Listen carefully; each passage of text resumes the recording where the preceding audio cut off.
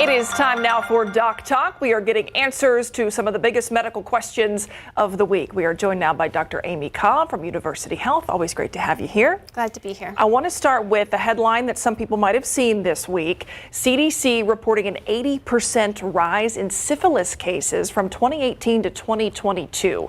So what do people need to know about this and need to know to protect themselves?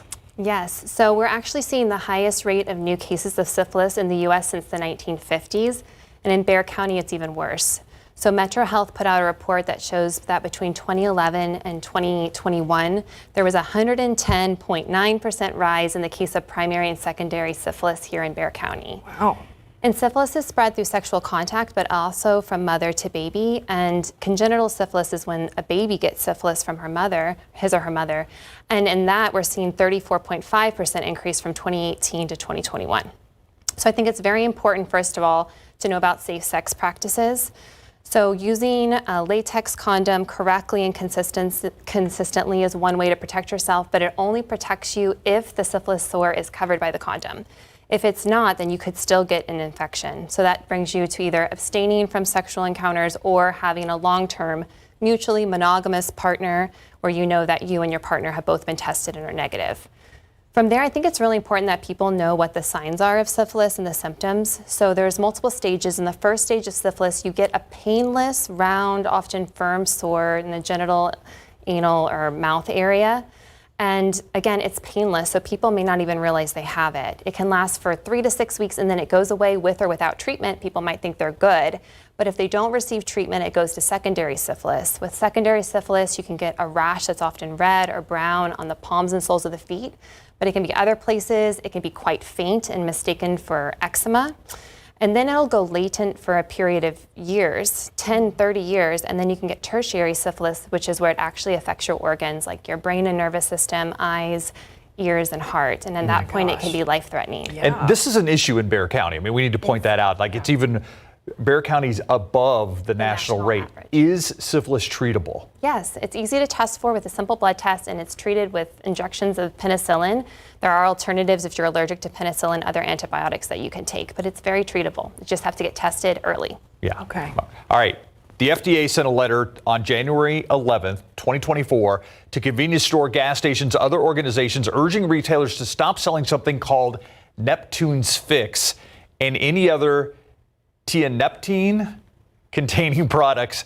What is Tianeptine and what are the dangers? And thank you for helping me in pronouncing that. You did great. So Tianeptine was actually developed in France in the 1960s as an antidepressant, and it's been approved in some countries in Europe, Asia, and Latin America for the treatment of depression, anxiety, and irritable bowel syndrome, but at low doses. In the U.S., it was never approved by the U.S. FDA, but it's being sold as a dietary supplement in gas stations and smoke shops, and it's being marketed to help with clarity and energy and even maybe to help people get off opioids. But people are using it at much higher doses than would be recommended, and at high doses, it does bind with the opioid receptor, which has earned it its nickname as gas station heroin. Oh. It can actually cause toxicity where you can get very high heart rates, dangerous blood pressure, seizures, and there have been 4 cases of death in the U.S. from Tianeptine. So what I think is really important for people to know is don't consume Tianeptine products that you're getting as a dietary supplement because they've also been shown to be mixed with other things like cannabinoids. And then from there, I think it's very important that if you are seeking that medication or that dietary supplement for a condition, go to your healthcare provider because we do have approved treatments for depression, anxiety, opioid use disorder.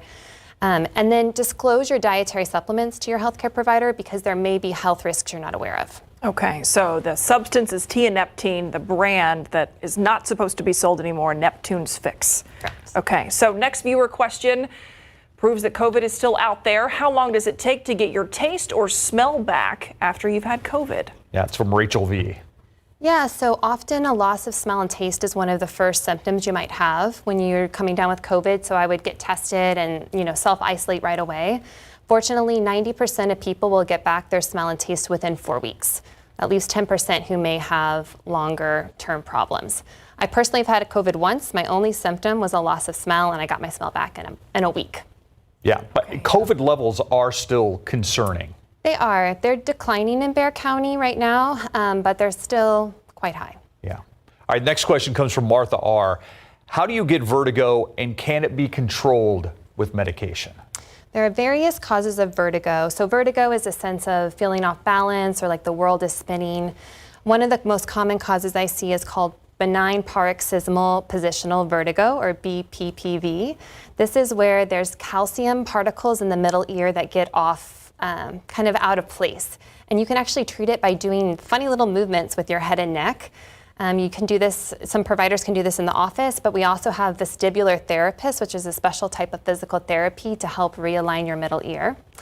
Another common cause is Meniere's disease, which is the buildup of fluid and pressure in your middle ear, and that can actually be treated with diuretics or water pills.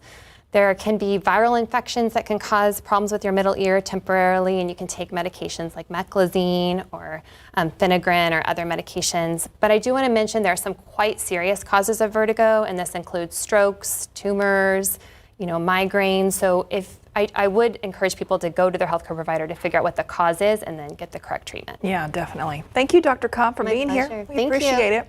Like we said, this is our segment, but it's your questions. We want to hear from you. If you have a question you want us to take to our doctors, scan this QR code, submit the question, and we'll read it. Thanks for watching KSAT. If you're on YouTube, remember to like and subscribe to stay up to date on San Antonio's latest news and weather.